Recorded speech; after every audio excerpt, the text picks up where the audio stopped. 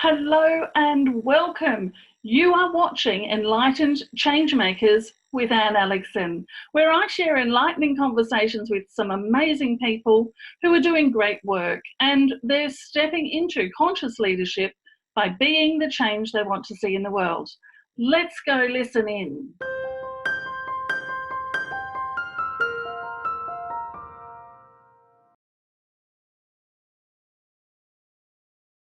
Today we're welcoming Enlightened Changemaker Liz Jackson. Liz is a medical intuitive and healer, and she actually specialises in helping people to get back to their natural weight and to look good in the mirror while also living a fabulous life. Doesn't that sound great? Liz, what I'd love for you to do is to share with me, tell me a little bit about who you are as a change maker, who you are as a person. And yeah, let's start with that. Well, until about maybe 15 years ago, I was a completely ordinary person who didn't even know about any kind of, faith healing or healing other than going to see the doctor. That was my life. I used to get regular headaches once a month for about 5 days at a time. I got sick twice a year like a lot of people do. And I was married for 14 years, and actually when one day when I was married, I kind of woke up one morning. I'd already sort of sensed that things weren't as happy as what I would have liked, and one morning I kind of woke up and my husband turned over to give me a hug and my skin crawled. And I just thought, I can't be here anymore. It was such a bizarre thing and so unlike me. And I think that was the start of me moving into the life that I was meant to have. And I couldn't fulfill or be that person when I was in that marriage, because I was allowing him to be the leader of me. I was allowing him to, make the decisions for us and all that sort of thing. And I had to be the person I needed to be for this life. I had to learn to be my own leader and to stand up for myself and to go in a completely different direction than what I was. I used to go to church, and when I left my marriage, I left the church as well. And because I did that, I started to learn about the more spiritual side of life and how amazing life could be without the limitations and the following other people, following them, thinking that they were better than me or had it figured out when I really didn't. Yeah, wow. And, I'm really curious to know something or to dig a little bit deeper into the transition phase where you had that moment of realizing that life was no longer for you, and that period of time before you started to really sort of come into your own and start to lead yourself and leave behind the things that weren't working for you.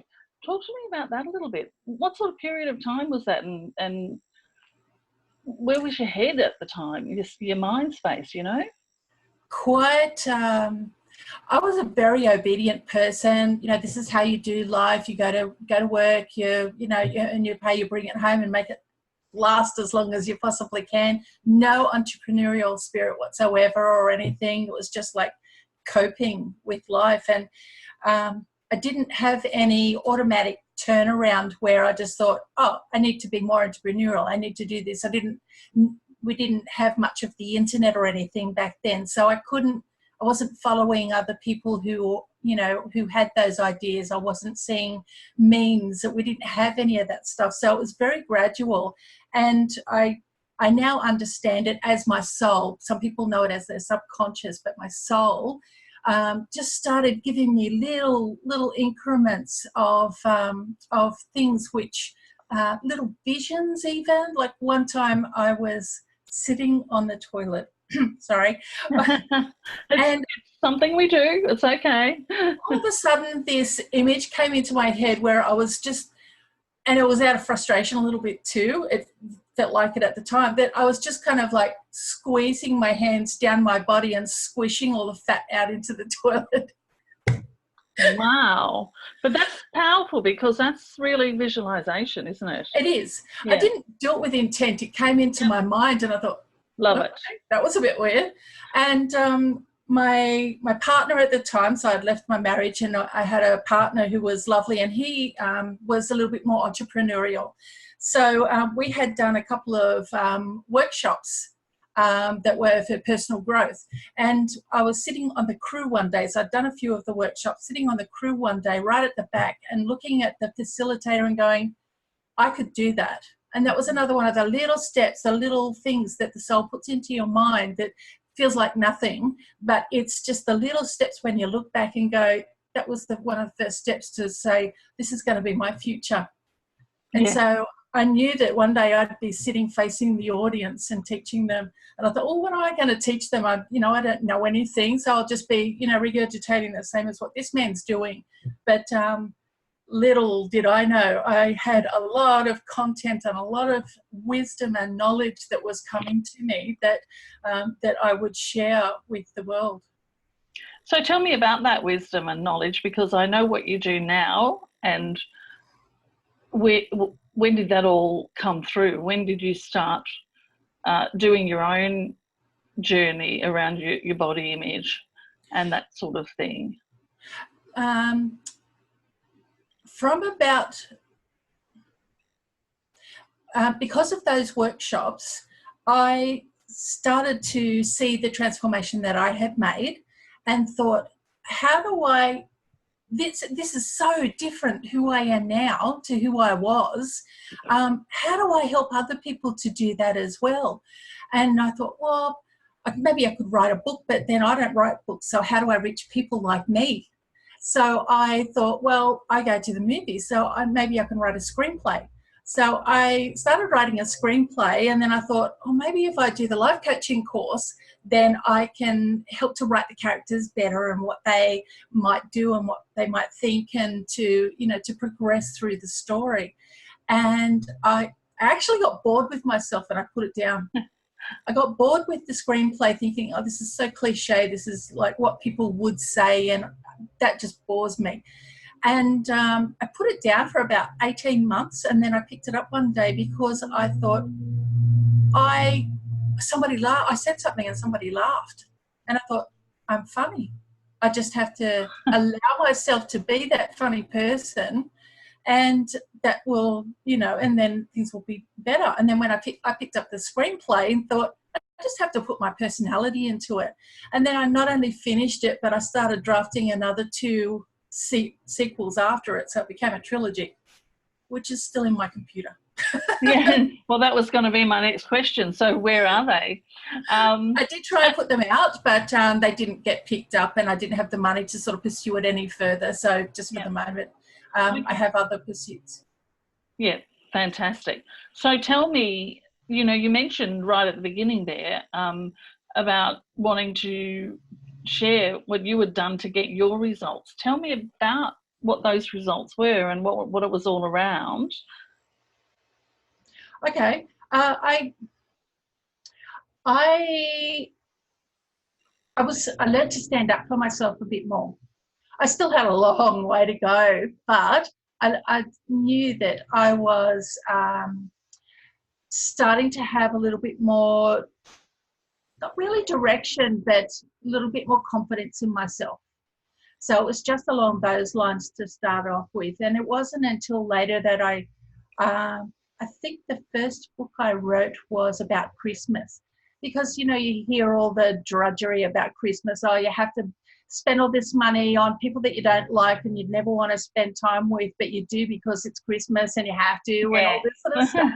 It was about letting go of all the traditions and all of the things that that demand of you at Christmas time, and going, well, what do I feel like doing? So I lived with a girl who she didn't have much money, but during the year she saved up little bits and little bits, just because she hated spending time with her family at Christmas, and she went on a holiday instead. And I thought, good on you. Yes, great idea. So yeah, I just started writing that book, and then I wrote another book about relationships because I started to learn why we how we relate to people, and sometimes how we play the game of relationships.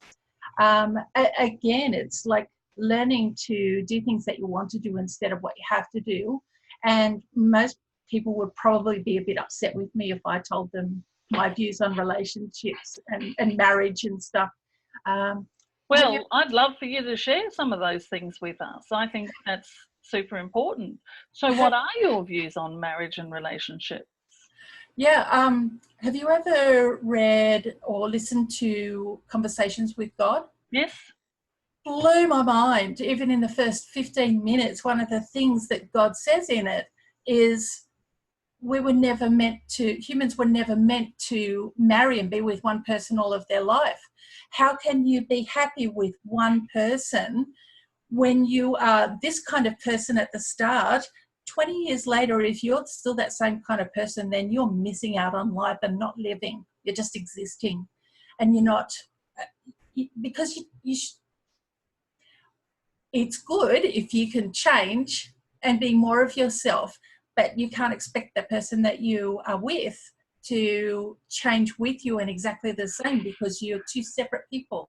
Yes, yeah. And isn't it interesting that, if I'm completely honest, I don't even remember reading that in the Conversations with God books, because my Right. focus is obviously in a different area. So I find that Absolutely. really interesting. So now I know also that you have a story around weight loss, Yes. and I think it is so perfect because of how you got to where you got, and what you're teaching around this about looking good in the mirror and all of these sorts of things. So share with us your story around that. Sure, I'd love to. Um, I did all of the things that everybody else says. You have to do this. You have to limit your food. You have to. If you try my shake program and do follow our steps, you'll get thin, or you'll get a nice body, and it doesn't happen. And they're unsustainable methods. They might work for a couple of weeks and you go, yay, I got a loss on the scale. But the problem is that they're unsustainable, and the main reason that they're unsustainable is because going on a diet or exercising so that you can get the result of losing weight is kind of like putting a Band-Aid on a broken arm. You're not fixing the cause of the problem. You're only fixing the symptoms, and putting on weight is only a symptom. So I realized when I was with a personal trainer, and this was my first experience of law of attraction, because I thought, okay, I'm going to do this. I'm going to get a personal trainer and we're going to get thin forever and it's going to work. And hey, so I thought, well, okay, I can't afford to pay a personal trainer. What can I maybe offer in its place? And I thought, well, I can do some life coaching. So maybe if I can find somebody who does life coaching, who needs a life coach, but can do personal training, then maybe we can do like a barter thing. So that's all I thought about it for a long time. And then I went to dinner with a bunch of people that I can't even remember why I was there. I wasn't part of their group or anything. And just a little corner of a conversation that I heard was something about this woman who had left her job as a personal trainer with one of the big fitness gym clubs. And so I went over to her a little bit later and I said, are you a personal trainer? She said, yes, I've just opened my own gym and I'm looking for clients. And I said, I can't pay you. I don't have the money, but would you be interested in personal coaching? And she was like, so I coached her for an hour and then she trained me for an hour. You never mix the two. They've got to be separate. Yeah. So she got me to do a food diary. And she said, I need you to write everything that you put in your mouth, everything you drink, everything that you put, even if you have a peanut, you must write it down on this sheet, and you need to do it for the whole week. So I did that, and I came back and we had the second session, and she weighed me. Yep, lost some weight, maybe a kilo or two or something. And then I did it again for the second week, and I lost half a kilo. That's okay. We usually expect, they say lose about half a kilo a week, and that's a good amount. And then the third week, I didn't lose anything. And she said, Liz, you're either lying or we need to look at where we can cut back. And I looked at that sheet where I was really, really honest with it. And I looked at it and I said, if we cut back, I'm going to starve. This is not sustainable. There has to be something else happening here. And that was the start of my, this is not working. Something else has to happen. And so, again, similar to the leaving my marriage, I didn't go looking for something else at the time necessarily. It found me. My soul started to feed me different things that gave me confidence in this other thing, and also taught me how to communicate with my body, which meant that I could now talk to my soul, ask it a million cajillion questions and find out what's really going on. I love this story, not just for, this discovery that you have, but also for the evidence for anyone who needs it that's watching of how the law of attraction actually works. Yeah. There's the whole ask and then believe and then receive, and it misses out a lot of stuff. And I think you touched on some of those things. Because what actually happens is that when we're doing the law of attraction, doing it as a thing that we do, because now we know about it, we must do it. What happens is that we try to create our future. We try to create our future. What you're talking about there, and where the difference is that you allowed yourself to receive the vision of your future. Yeah. And that's such a key that I try to explain to people all the time.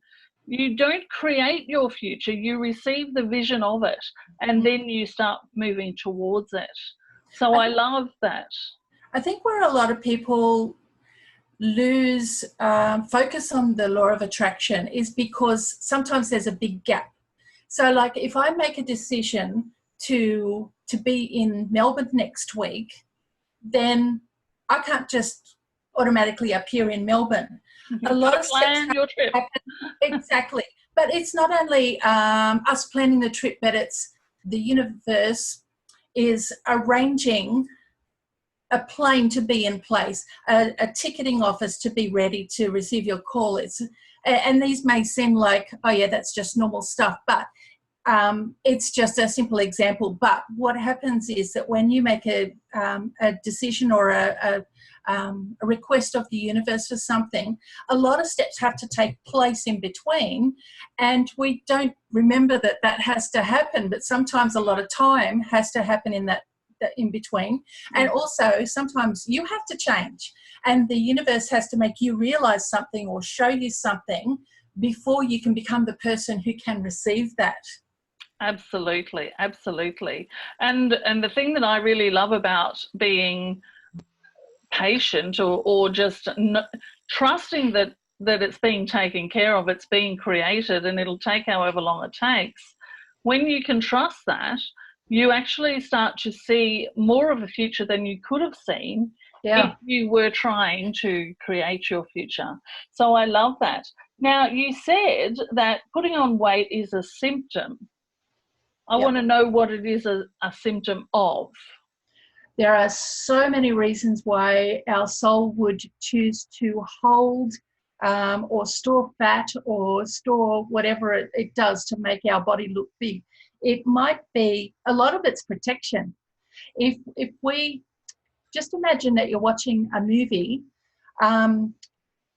now the leading lady or the main woman, usually a good-looking woman, thin, and there's always some big tragedy that happens because that's what happens in movie. There's got to be some suspense. So something's going to happen to this good-looking woman, thin woman, and so our body, our soul might be looking at this and going, well, I don't want that to happen to you. I'm going to protect you.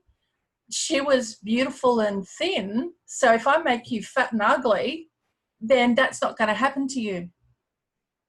And so Interesting.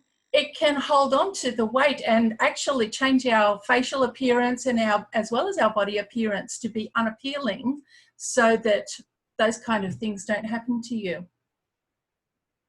Wow. Or it could even be that by putting bulk on your body, then you might not be subjected to or harmed, pardon me, or harmed as much if you were in an abusive relationship, because with the extra bulk, you know, there's a bit of padding there, so you might not feel the physical pain as much.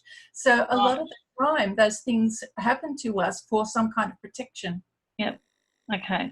So thank you for sharing that. That's really expansive.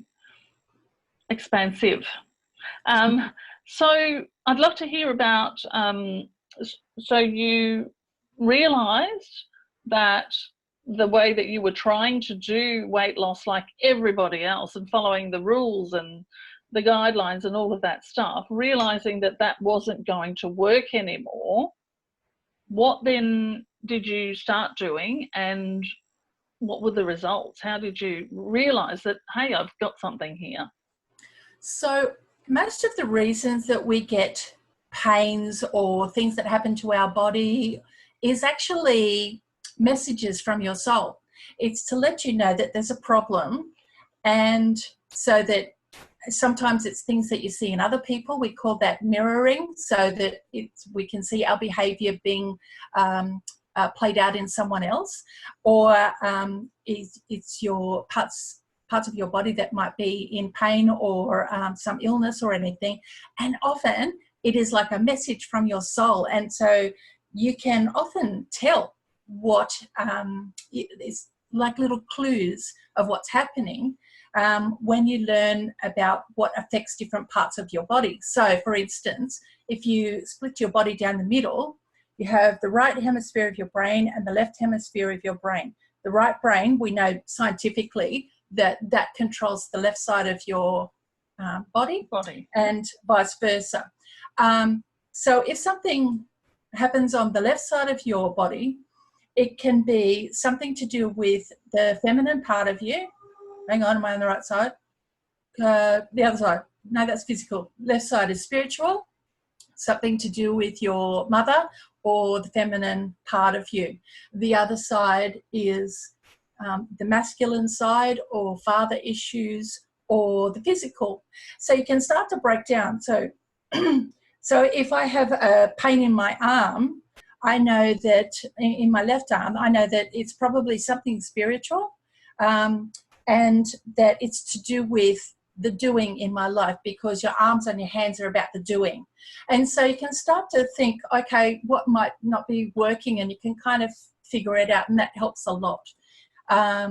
And just learning things like that, and also because I could ask my soul of questions in different ways, I can say, okay, what is it exactly? And this is part of being a medical intuitive and healer now, that I can actually create a vision. So I can see, I'm looking at my soul, myself, and it's me looking at my soul, who in my vision is the form of myself. Yes. And sometimes it might do charades. That's always a bit of fun, especially when it does this. I'm like, are you flipping the bird at me?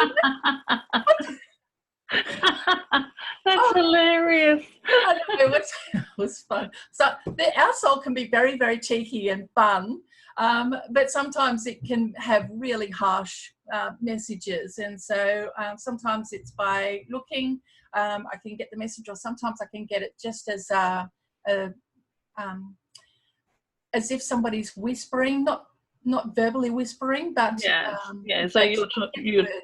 Yeah, you're words. talking about claircognizance, so you just know Okay. something. Yeah.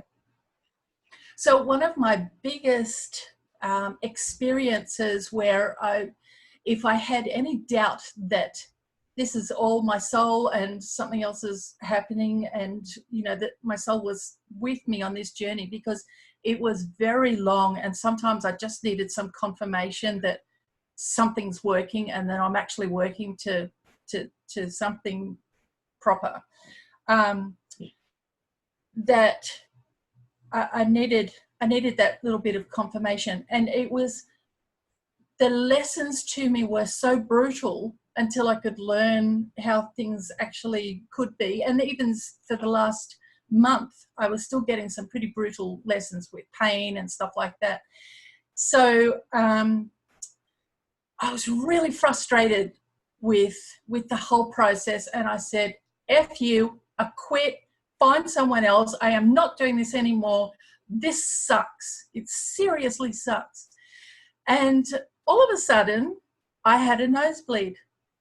And I'd had a few nosebleeds before, and you can usually hold a tissue up, no problem. This was a serious nosebleed. No tissues were holding this back. I had to go over to the sink and lean over and just watch any fluids coming out from inside you is your life force. So my life force is going down the drain right now, and there's nothing I can do. I cannot move from this unless I faint from loss of blood. These were the things that were going through my mind, and I thought, I what?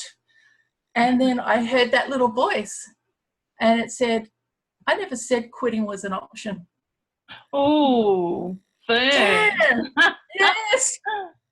Wow. And so with no choices of moving from that sink, I went, fine, I promise I don't quit. And the bleeding stopped instantly. Wow. It actually happened twice.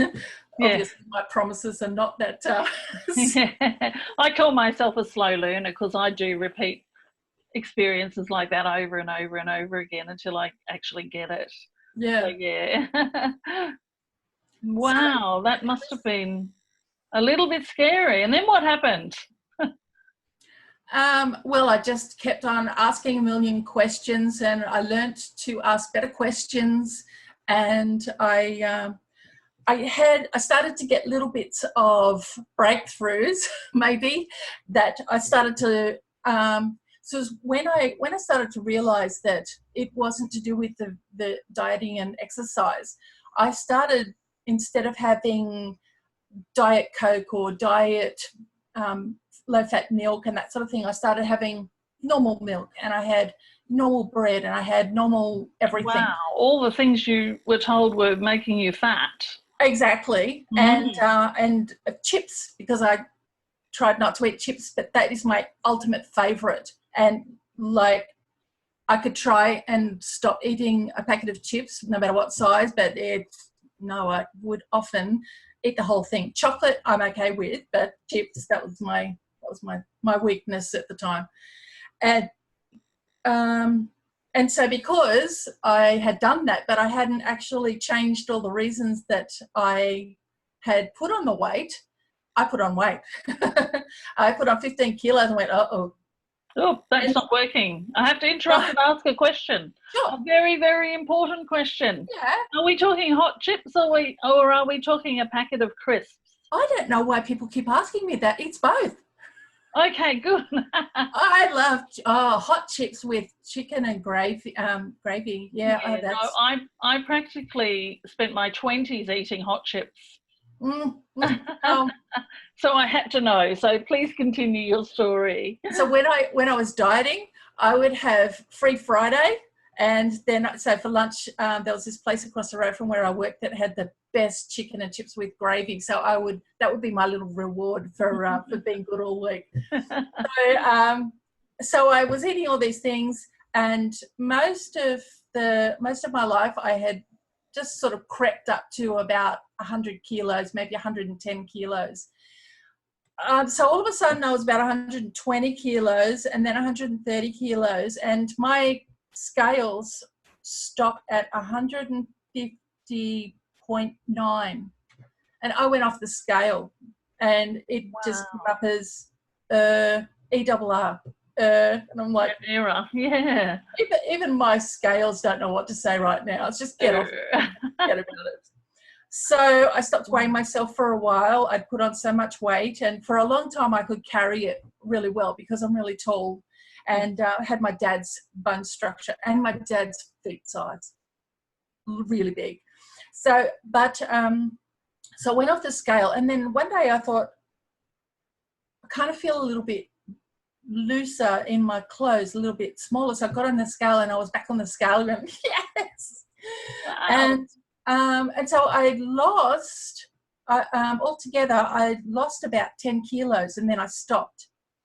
And I thought, oh, well, that's a bit of a pain that I've stopped again. What?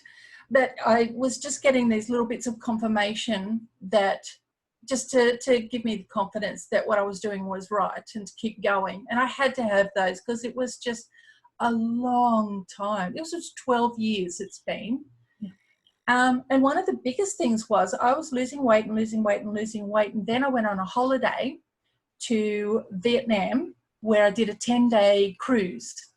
And there were scales in the bathroom before we went on the cruise. We were in Shanghai, and I noticed that I'd stopped losing weight. I'm like, and so we went on this 10-day, not cruise, 10-day tour. We were doing a lot of walking around, a lot of stairs. Just about everywhere we went for meals was up one flight of stairs at least, sometimes 3 and 4 flights of stairs. And so I was far more active. I didn't have access to all the junk food that I normally did. So if the diet and exercise thing worked, I should have lost weight. But I got home and I didn't lose anything. So I was losing weight before I went on the tour, stopped losing weight when I went on the tour and did a lot of exercise and was eating better. What a realization, hey? And then, wow, that's really interesting. And what a realization. It's all the stuff that we get told. Mm-hmm. We have to really unlearn that and then learn something new. So tell me about the next step. So all the time I'm just asking my soul just a million questions of how I can get it right and how I can let things go, because I'd learnt how to, once you discover a reason why, like the protection or whatever, it's like, okay, so how do we get rid of this so that it's not a problem anymore? How do I get rid of it so it doesn't come back? Does it keep on coming back? And the reason why it was, if you can imagine every possible reason for it to not work, it all happened to me. And the reason that had to happen is so I can learn how to help any person with any illness or weight problems or anything and get to the bottom of it to remove it from their life. So everything. Okay, how do we do this permanently? Okay, we got rid of it permanently, but for some reason it's still happening. What's happening now? What now? So it was a lot of I imagine it was a lot of mindset stuff, or a lot around the beliefs about yourself and who you think you are in the world, and perhaps even family stuff and all sorts of, just all of that mindset. The thing that people don't realize is that our soul also connects with other souls, which is how I can help any person no matter where they are in the world. I can speak to someone in London and I can help them with any situation. I don't need to be in the same room as them because the souls don't have any walls or distance. They can just talk to each other easily. And this is also the problem, because our souls talk to each other and going, did you see what I did with my human? I gave them a real bad cold. They said that they watched the TV and it said that there's a really bad cold and it's even worse than last year. People are dying. Why don't you try it with your soul, with your human? And sometimes they do little things together. It's like, let's do this together and make this problem happen. And I What's cannot the point? Just from your perspective, what's the point of our souls doing that? What are they trying to create for us through so that? what people often think that we come to this earth, just to have this life, and a lot of people don't realize what exactly we are here to do on earth. But we're here to evolve, and we're here to, the soul actually comes to have experiences.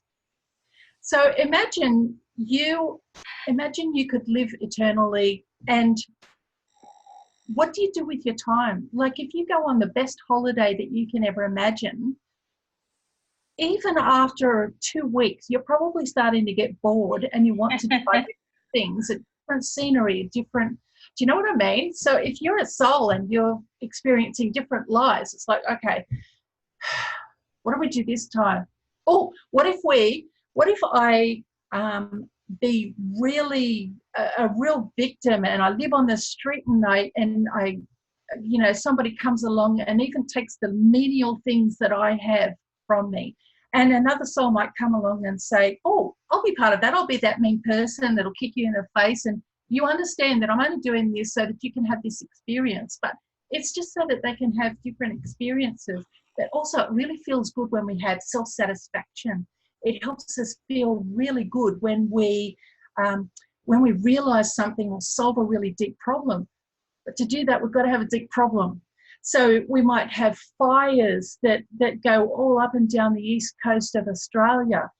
But during that time, we all come together and stop being our single selves, and living our own lives. And we come together and talk to our neighbours, and we help each other.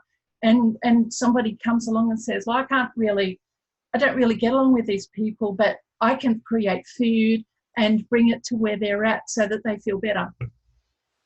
Yeah. And you said in there, in all of that wonderful answer, you said evolve. So it really is about the evolving of humanity. Yeah. Okay, beautiful. So what are we evolving to in your perspective? It just feels good to evolve and to feel better and to reach another level of, to be better and to do better, I guess. Yeah. Look, life is just about being happy.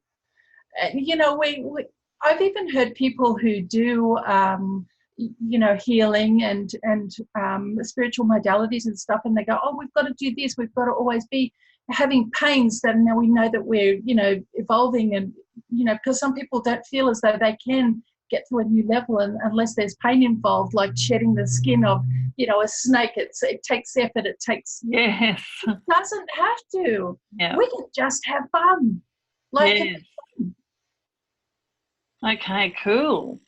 And so just before we wrap up, tell me about, I know I've heard you talk about how you just eat whatever you want and you lose weight. So wrap that up for me a little bit. Sure. So our body it's amazing what our soul can do for us. It can protect us from all those things instead of creating a physical protection of making us ugly or making us fat or whatever. I thought, well, what if you just protect me by energetically keeping those things away, and then you don't have to make me fat, and I can be thin and happy. And if I eat sugar, well, what if you just make it go straight through my body instead of holding on to it and causing problems that sugar causes, like peripheral neuropathy, where I think it is, and diabetes and all that sort of stuff, so that I can be healthy and I don't have to worry about those things. And what if what if instead of protecting me from this, what if you just don't bring those people towards me? If somebody's a thief or whatever, just make it so they skip my house or skip me, or it can protect us in so many ways. And so with food, I can eat whatever I want. I don't need to, do all the things that people say that, yes, my body, in being in its complete shape and being healthy, the blood circulates perfectly. I don't have to go for a run to make it perfectly, to make it run better, because it does that by itself. The only reason why it doesn't do that, if there's some kind of blockage or a sabotage or whatever. So my idea was just to get rid of all those sabotages and stop those things happening, so that my body functions perfectly no matter what I eat or drink.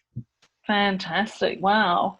I do want to ask you, just to finish off here, I'd love to know what your number one piece of advice would be to someone who is seeking to create change in their life, to live a more fulfilling life. What would be the number one thing that you'd suggest to them to start with? One of the biggest things that freed my mind is to know that there is no good or bad, there's no right or wrong. Everything is just your perspective. Imagine if I was facing you and I held up a painting, right? I'm holding the same painting up, but what you described to me is, on the painting might be a beautiful flowers in lovely colours, and it's inside a frame. And I'll go, I don't know what you're talking about. Or I can see there's only a brown piece of paper with a bit of string across it, with a frame around it. And I think the same thing, but we have different perspectives because of who we are and where we're standing. And I think we had a perfect example of this just in this conversation that we've been having with the conversations with God. And you saw a bit in that I don't recall seeing. Exactly. Because it was for your path, not for mine. Yeah. So, a perfect example that we lived through a few minutes ago. I love that. Okay, so that's fantastic. Thank you so much for joining us. Thanks for having me. First of all, for joining us as an Enlightened Changemaker, but also for joining us here today to share your experiences and what you know about life and living in order to serve the people that we are here to serve collectively as the Enlightened Changemakers. So thank you so, so much for your time. Thank you for having me. Thank you, Liz, for that enlightening conversation. Now, make sure that you visit Liz's website at elizarosecoaching.com, where you can download her free ebook, 5 Reasons You Never Have to Diet Again. And you can also connect with her on Facebook and via email. Join the Enlightened Changemakers community on Facebook for uplifting posts, fun and informative conversations, live video trainings, and so much more every single day of the week. Thank you for watching today's Enlightened Changemakers interview, and we will see you very soon in our Enlightened Changemakers Facebook community.